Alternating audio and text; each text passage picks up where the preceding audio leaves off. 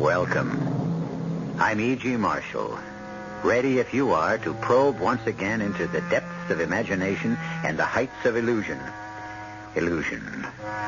What is life? A philosopher asked. And to answer his own question, he replied, life is an illusion, a shadow, a story. And this may well be. But in that event, we may well ask, whose illusions, whose shadow, whose story? Is this life only a dream? Are we characters in our own reverie?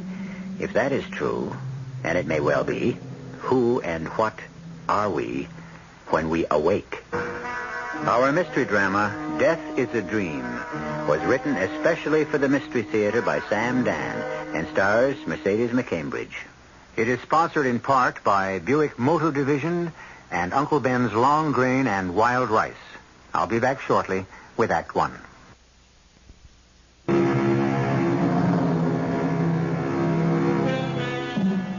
We are such stuff as dreams are made on, and our little world is rounded with a sleep. So said William Shakespeare, and so lives Mary Catherine Collins. Mary Catherine lives in a world of never-ending nightmare. It's a world of heart-stabbing terror and apprehension. Every night, there's the dream. The same dream. It refuses to leave her. She can only fight off sleep for so long, and then the dream once again overwhelms her. And each night, the dream is exactly the same in every minute detail. It's just the way it was when she dreamed it for the first time on that night of August the 14th. That night is seared in her memory forever. I see Joe. My brother Joe. And he's walking his beat. The night's dark, and a soft rain is falling, and drops of water glisten on his black policeman's raincoat. And he's whistling that tune, the tune I never heard anywhere else. And he always said, one day I'll tell you the name of it. And he's walking down that street, that old, tired, run-down street, alone, all alone. And because it's my dream, he doesn't see what I see, just around the corner. A man. It's too hard to make out his face in the dark, but he carries a box in one hand and a pistol in the other. And he's climbing out of the window of a warehouse just as my brother's about to turn the corner. And I scream, "Look out, Joe! Look out! He's got a gun! Joe!" But he didn't hear me. He didn't hear me. My brother never heard me.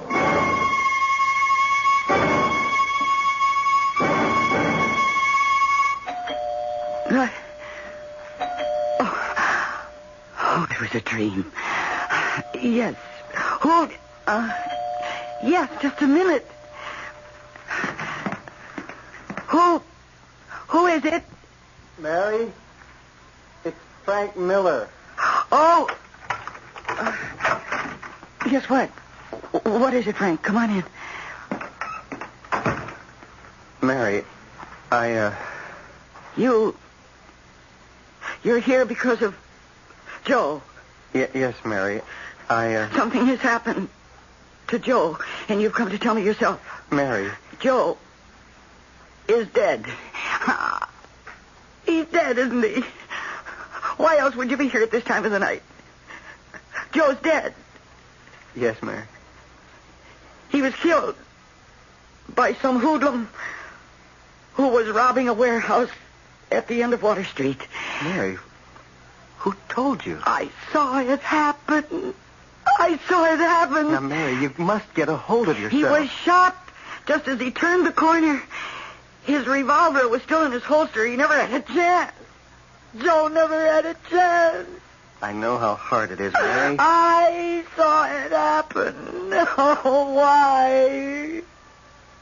Why did I see it happen? I saw it happen as if I were sitting in a theater, and it was all taking place on a giant screen. And from that night on, I saw it happen. Every night I was condemned to relive it again, and again, and again.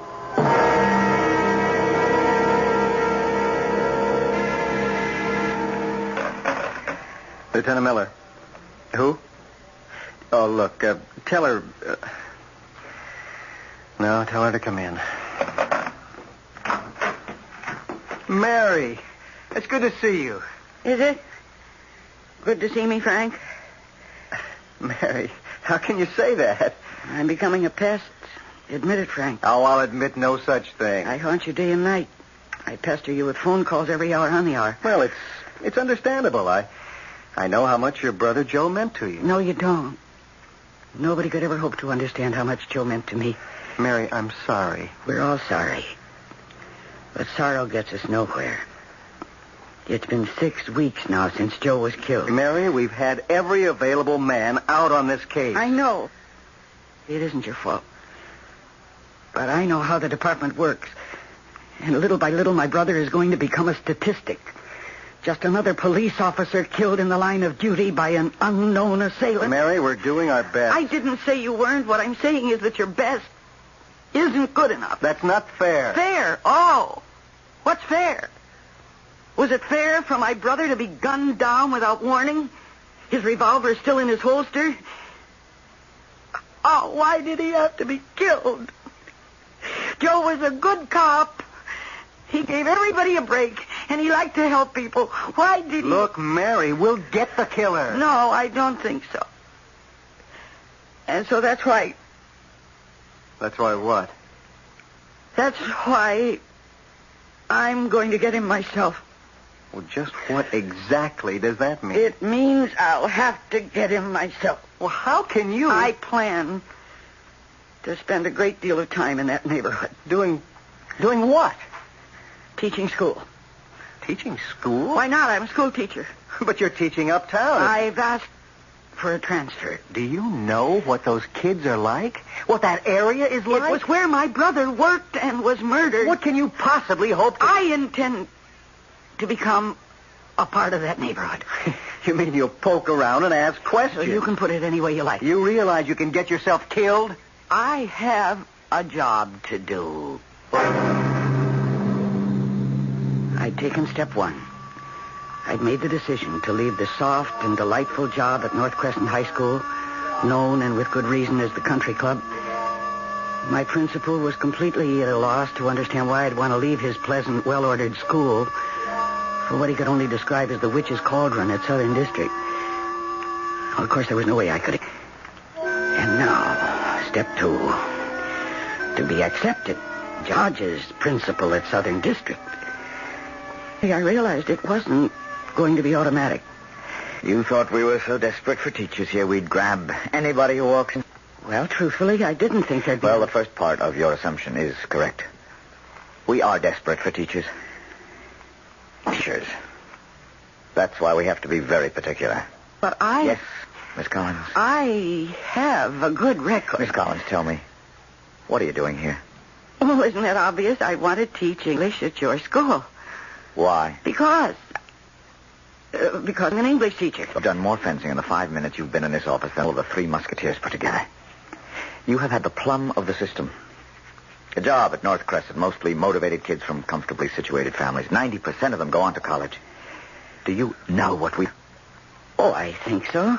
You think so? Miss Collins... I know. Are difficult children. Difficult? Yes. Children? No. These are only adolescents chronologically. Well, I felt that there was no challenge at North Crescent. I see. And that here I would be tested to the utmost of my ability. I want to see if I can measure up. Well, Mr. Hodges, won't you say something? Miss Collins, I am seldom, if ever, at a loss for words. But I simply cannot figure you out. You mean you don't believe me? I need teachers.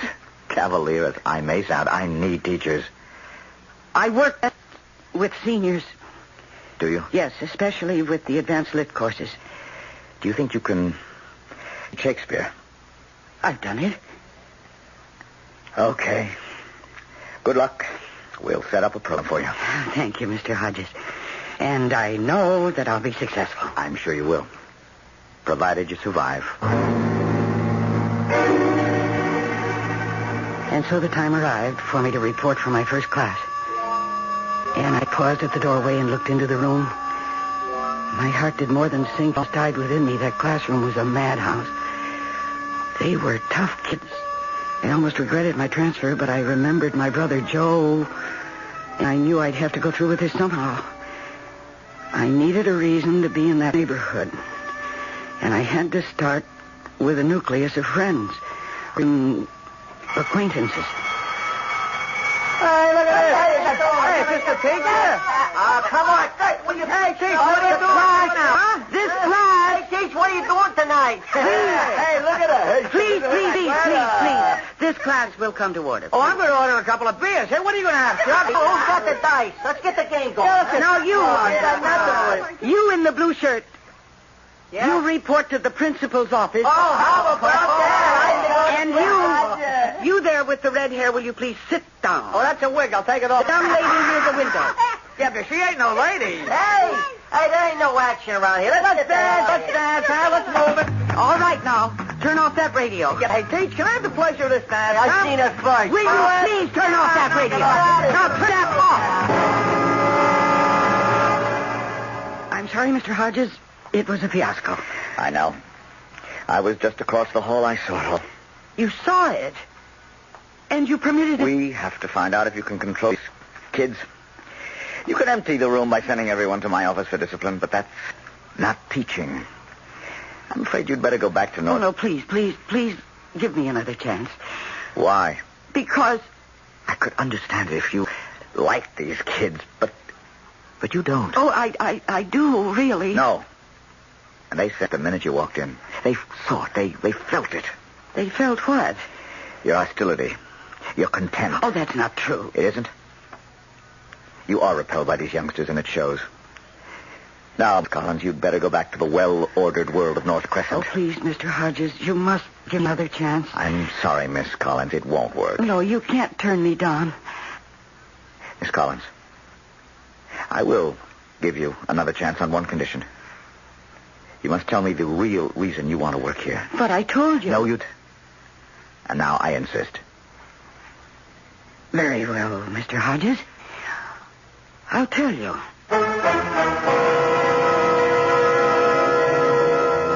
Well, what will Mary tell him? The real reason?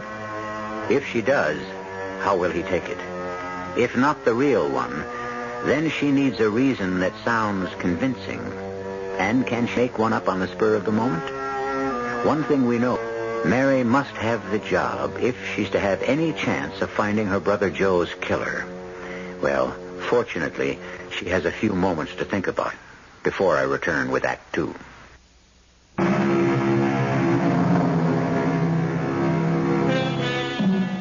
Things are seldom what they seem. Milk masquerades as cream. It's one of Catherine Collins' favorite verses. And now it's going to form a pattern for the next portion of her life. She is attempting to masquerade as a dedicated teacher in a slum-district school in order to find out, if she can, the identity of her brother's killer. But her first problem is to get the job. And John Hodges, principal, has very grave doubts indeed. Mr. Hodges, I agree. It's time we told each other the truth. Let's say it's time you told me the truth. My name, Collins. Does that mean anything to you? Collins. No, I don't think so. Well, almost 2 weeks ago, a police officer was killed in this neighborhood. Yes. Yes, I knew him. Officer Collins. I never even knew his last name. Everyone called him Joe. He was my brother. Oh, I am sorry. And then you know that he was an unusual man. Yeah. He could have risen high. He could have gone far in the department, but he chose not to. He felt that good cops were needed in places like this. And I feel that if I could take his place somehow, if I could be the kind of influence in the classroom that he tried to be out on the street. Well, I won't be the one to refuse you. Oh, thank you, Mr. Hodges. Miss Collins, why do you think your brother was so successful with the people in our neighborhood? Well, I suppose he had a gift. He sure did. And do you know what that gift was? Like the people. That's 90% of what you need, Miss Collins. I had told him a half-truth, but it was enough to nail down the job. And now, in order to, I'd have to like those kids. But how? Okay, round one. Come fighting. All right, now, calm down. Now, class, today I am going to introduce you to a man named William Shakespeare. Yeah, where is he? He's right here in my hand. Well, why should I want to meet him? What's in it for me? Uh-huh. That's a very good question. What is your name? Charlie, I believe, huh? Oh, yeah, good. Well, you should become acquainted with Mr. Shakespeare, because as soon as you go back to reform school... I'm too old for reform school. I go up to the big joint on my next rap. Well, either way, you're going to have a lot of time on your hands. And Mr. Shakespeare can make it pass very quickly.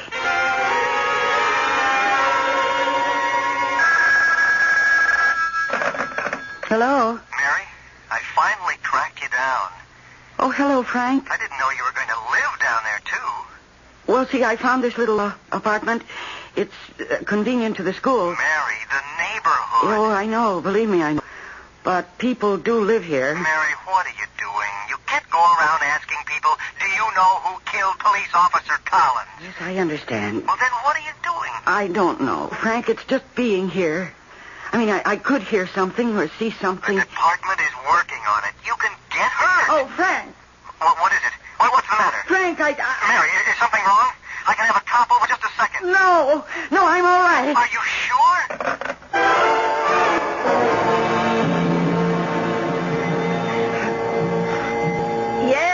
Yeah, I hear you. What's the matter? You think everybody's deaf? What do you want? Listen, I live upstairs in apartment 4F. Oh, yeah, you're the school teacher. Yes, I have to see the superintendent. Honey, down here we don't have no superintendents. We got To see him immediately. You can't do it. Why not? Because he's drunk. Look for yourself. You see? Sprawled all over the couch. Well, somebody has to do something. About what? There's a rat in my apartment. Only one? Oh, you're lucky. I just saw him. How do you know it's him? I was sitting at the telephone and I saw this enormous rat. You sure it wasn't a mouse? Oh, what's going to be done about it? You got a gun? Shoot him. Now, please. Okay. When Straw out here wakes up, I'll send him to your place. He'll bring up a broom handle or a trap. I don't know what he does. And what am I going to do in the meantime? About what? About the rat. I don't know. Try to make friends with him. I'm friends with him. Well, the days passed and I couldn't make friends with anybody. In the class, I'd reached a point where I was being tolerated, but surely. And in the neighborhood, I was obviously alien clay. There was something different about me. My clothes, my accent. I had the look of somebody who didn't have to live there. And that made me suspect. And another thing, I was a teacher. I worked for the government, and the government always meant trouble. There were police, parole officers, and welfare investigators. I was beginning to feel very foolish. How was I ever going to get anywhere in finding Joe's killer? To whom could I talk? Well, hiya, Mary. Well, good morning, Charles. You saw because I called you Mary. No, it ain't as if we were in class. Hey, where'd you get the car? I didn't get it. I bought it. I earned the money, and I bought it. Oh, why do you always have to make a lesson out of everything? You're trying to tell me get a job, Charlie, be a good little boy, work hard, save your money, and one day you'll have enough to Yes, buy... I suppose that is what I'm trying to tell you. Yeah, work is for suckers. There's a quicker, easier way. And the jails are filled with people who took it. Now, listen, Charles, you like this car. Well, I worked to put the money in the bank. The idea is not to put dough in the bank, but to take it out. Ah, but you have to deposit it first. No, you don't. Not if you walk in with a gun. But that's stealing. What about all the smooth, dignified, white-haired guys who steal millions and get away with it? Well, if you want to be a crook, why not be the best? Get yourself a good education so you can become one of the smooth, dignified, white-haired boys yourself. Well, you mind? Why? I mean, is your way better? Do you want to spend your life in jail? Or be gunned down? Listen, Mary, what are you doing here? Making a living. Oh, come on. You don't have to work here. You're a class dame. What's your angle? Angle? Everybody's got an angle. Unless what?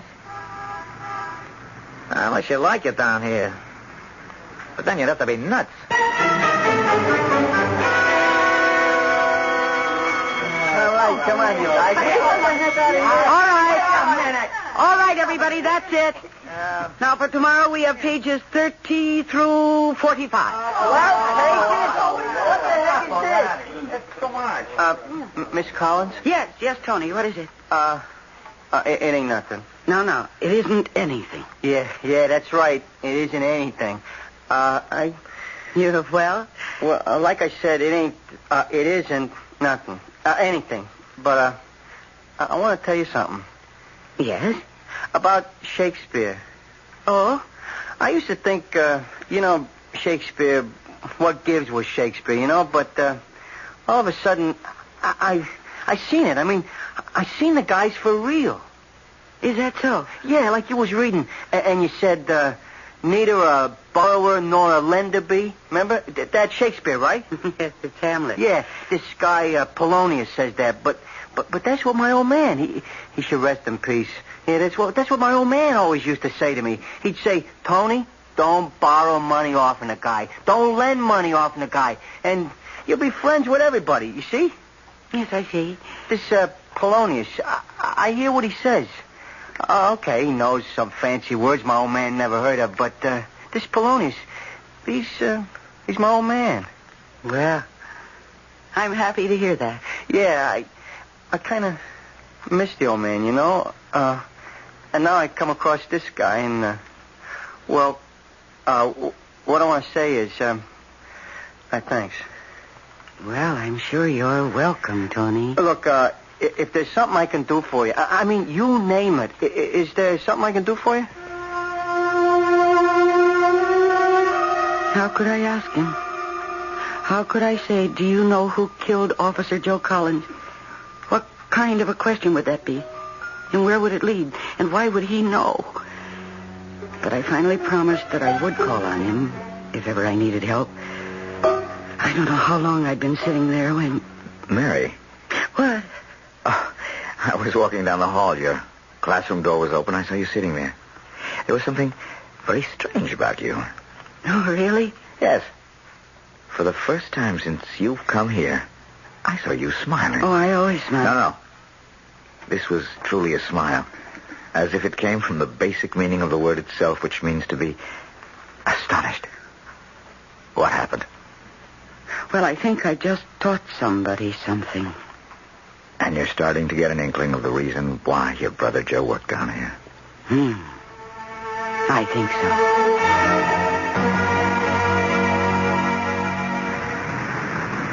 Hey, Mary. Oh, hello, Dora.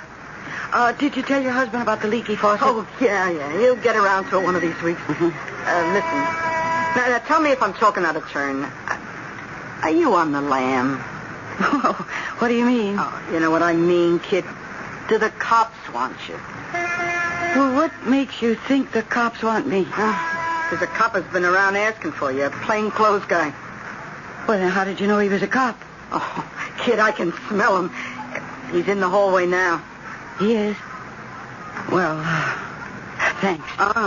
So you are on the lam. I didn't say that. Then what are you going back to your car for? Well, I just remembered. I have a date. Listen, kid, I'm glad to help.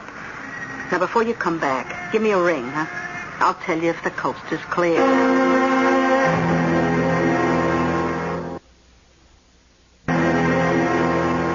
Of course, I knew it was only Frank.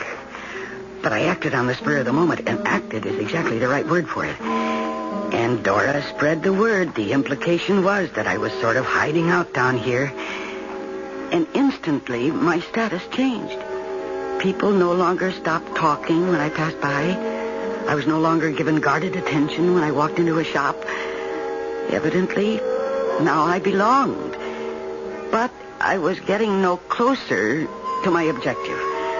How could I come out with the direct questions? I was becoming a part of the neighborhood, but I still wasn't getting anywhere. Give it up, Mary. Frank, I can't. I've got to get that murderer. I know, but it will have to be done in the usual way. And maybe it won't be done at all. That could happen. And the killer goes free, is that right? What am I going to do? Come home to where you belong. No, I belong where I can find Joe's killer. But it hasn't worked. Help me, Frank. How? But tell me how I should go about it. I don't know what moves to make. There are no moves you can make. I mean, if you were in my place, you are a trained detective, what would you do? Well, I'd have stool pigeons out. We did, but nobody picked up the slightest rumble. Very well, the informer angle has been covered. Then what? Well, the truth is we're doing what you're doing, and with no more success. What's got us licked is if we could only get a description, any kind of description. Then we could ask definite questions. We could ask, do you know a guy who codes like this or that? But there are no witnesses. What? What did you say, Frank? I said, there are no witnesses. But that isn't true. What isn't true? There was a witness. Mary, what are you saying? There was a witness. There was a witness.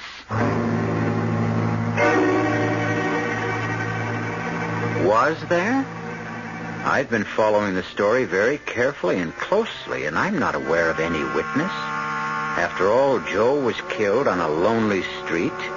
No one was there when it happened. Yet Mary says there was a witness. Oh, yes, of course there was. Can you figure out who?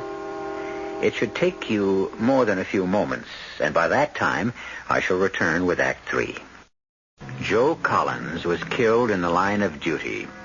He was walking along a deserted street late one rainy night, doing his job, walking his beat. Someone shot him down and fled, and 2 months have gone by, and the police are no nearer to catching the killer than they were the night it happened. Only his sister has discovered the one element that is absolutely vital to the successful capture of the criminal. Or so she says. Mary, there were no witnesses. No one saw it happen. That isn't true. Someone did see it happen. Who? Me. What? I saw it happen. Mary, you weren't there. I didn't say I was there. I said I saw it happen. But how could you possibly... Because I dreamed about it. Oh, Mary. That night you came to my apartment to tell me yourself, remember? I remember. And you will also remember that I knew it before you even told me. Yes, I remember. Well, how did it happen that I could even tell you where? At the end of Water Street. And remember, you were shocked. Remember, you said, Mary, who told you? At the time, I was upset and nervous. How would I know that it was Water Street? I saw Joe turn that corner. And I saw the man coming out of the window of the warehouse. And I saw that he had a gun, and he fired as soon as he saw my brother. I am the witness because I saw the whole thing. All right, Mary. Fine, tell me, what does the killer look like? What? Well, you say you saw the killing. Describe the killer. Is that an unfair question? Oh, no, but Well, but what? Well, I didn't get a good look at him. Oh. See, I was so terrified. And I was so afraid for Joe that and besides, the man was in the shadow. I couldn't see him. I hate to say this, Mary, but your dream really doesn't do us any good. From a practical point of view, that is. Yes, but next time I'll concentrate on the killer. Next time? Yes, next time, tonight. Every night I dream this dream, Frank, every night. And this time I'm not going to fight it. I'll wait for it gladly. I'll welcome it. And this time I won't look at my brother. I'll look at the killer.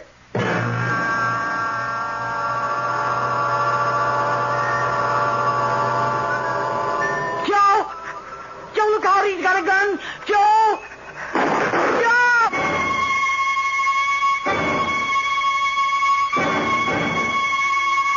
I tried to look at the man in the shadowy darkness, but I couldn't take my eyes off my brother. And it's in that darkness that the killer exists. And I've got to find him there. I must remember to look there, to look again.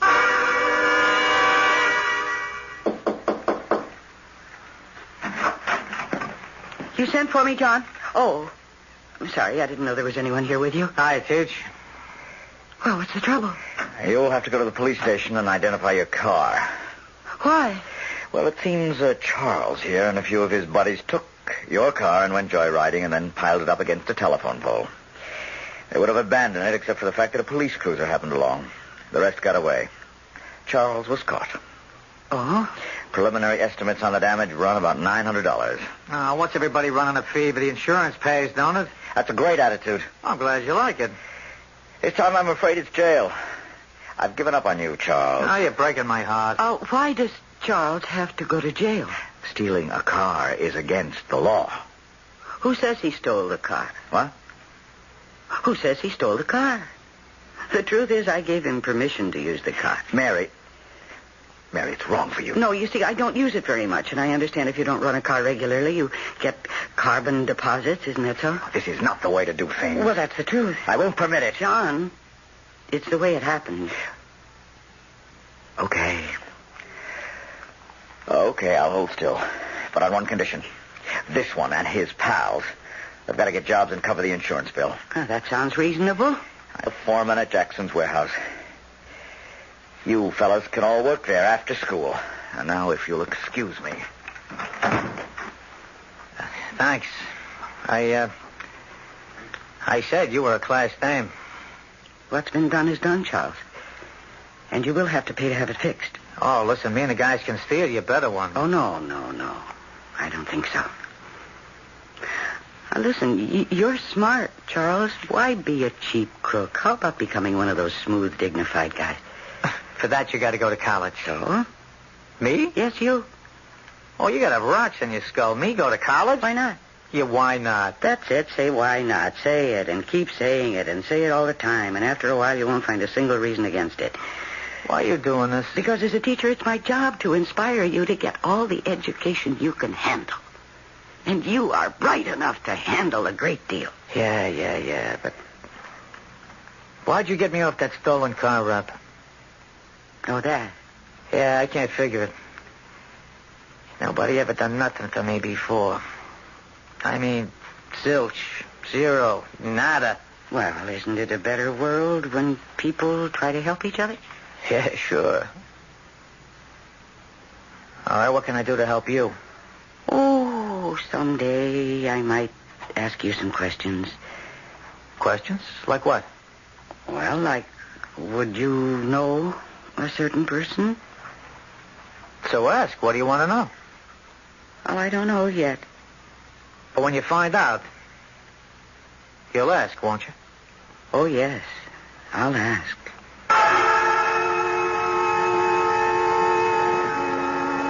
Joe!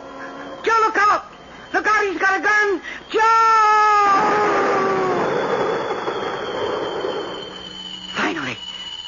Finally, something happened. In the dream, I saw the man. Clearly. For the first time. Not his face, I didn't get the chance. But I saw his body.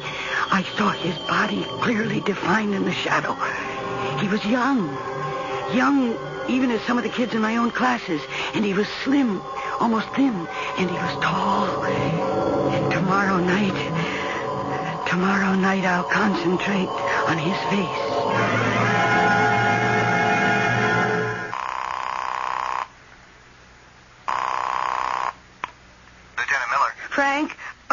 Frank, suppose I could give you a description of the killer. That'd be great.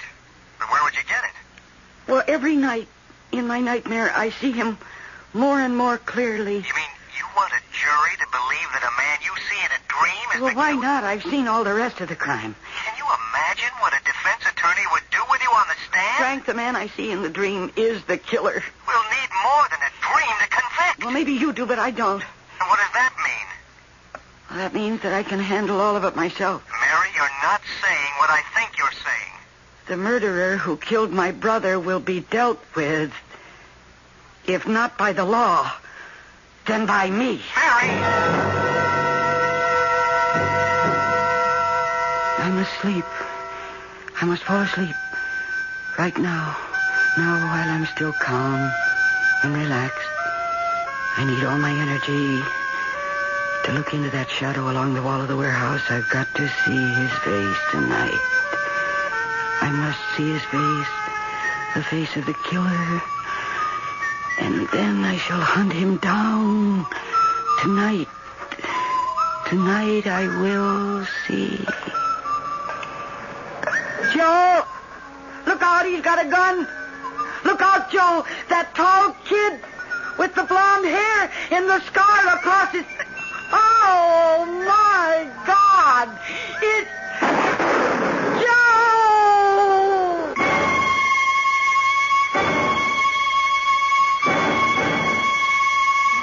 Hey, will you point him out? Wait a minute. I just thought... Charles? Yeah? Charles, I wonder, could you stay after class for a few minutes? Yeah, right on, Hey, Teach. what are you going to stay after, Charlie? Knock it off. Charles. I need some help. Anytime. Well, I have to drive out into the country to pick up an antique, and I need someone To lift? Carry? Oh, well, I'm your pigeon. We're going to get back early. It's just that I got a date. Who cares? If she don't like it, I can get somebody else. I've always been independent with dames. And I'm sure you can afford to be, with that blonde hair. And even that scar makes you look handsome. Well, are you ready? Sure. Oh, listen. Oh, I'm glad I found you, Mary. You have a telephone call in my office. His name is Frank. He said it's of vital importance. Mary. Oh, Mary, you don't know how I prayed for this day. What is it, Frank? We got him, Mary. We got him. You got who? Well, who do you think? The killer. The man who murdered your brother. But that's... That's what, Mary. Do you realize what I've just told you? We got him. Are you sure? It's ice cold. He was arrested in a stick-up at Larson City, just north of here. We checked his gun, and ballistics says it's the same one that fired the slugs that killed Joe. But what? To ice the cake, he even confessed. he did. Yes, funny. You know, if we'd only known what he looked like, he would have been a cinch to pick up. If only there'd been a witness. He's tall, thin, long blonde hair, and a funny little scar. Oh, Frank. What is it? Oh, thank you, Frank. Oh, thank you. Well, I suppose you'll be leaving us now. Leaving you? Why do you say that? Well, I spoke to Lieutenant Miller. He told me everything. Oh? And so, now that the killer has been caught, I suppose it's back to North Crescent High for you. I don't know, John. You see, I'm not at all sure that they caught the killer. But they say the man's confessed. Or they may have caught the man who pulled the trigger, but the killer is still here. The killer is here in these streets. The killer is what you and my brother Joe kept fighting against day and night. The poverty and the hopelessness and the feeling that nobody gives a damn. Hey, Miss Collins, are we going? Oh, no, Charles, no. I changed my mind. Oh, okay. Look, anytime I can help. Oh, you've already helped me. Yeah? How? Oh, you'll never know. Well, I'll see you in class tomorrow. Tomorrow and tomorrow and tomorrow creeps on in this petty pace from day to day. Shakespeare. Right, Teach? Right.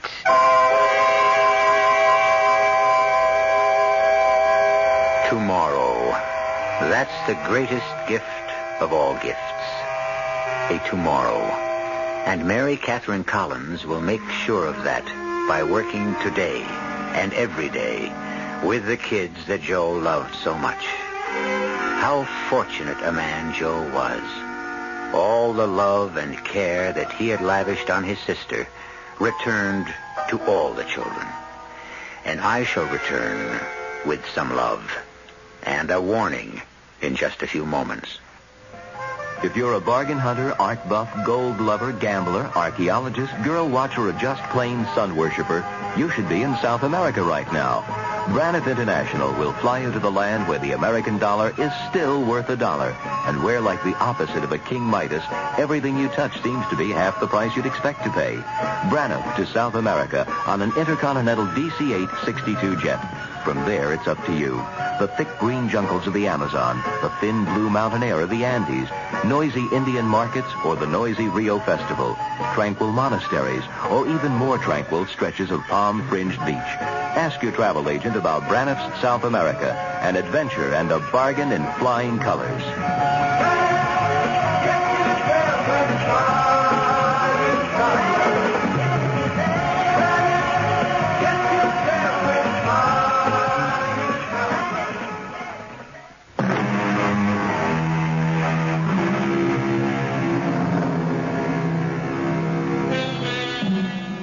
the dream the extension of reality? Who can say? It was given to Mary to dream of her brother's death. Why? And to see the face of his killer. The true face. Not the visage of a man, but the entire countenance of society. The crucible wherein the killers are formed.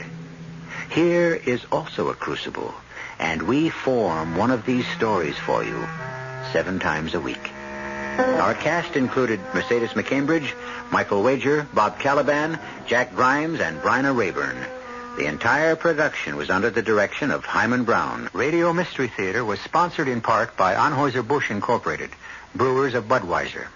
This is E.G. Marshall inviting you to return to our Mystery Theater for another adventure in the macabre.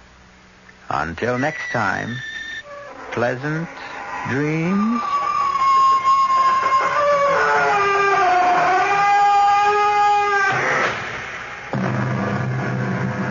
Tonight's WOR Mystery Theater was also brought to you in part by ShopRite Supermarkets, where you get a lot more for a little less.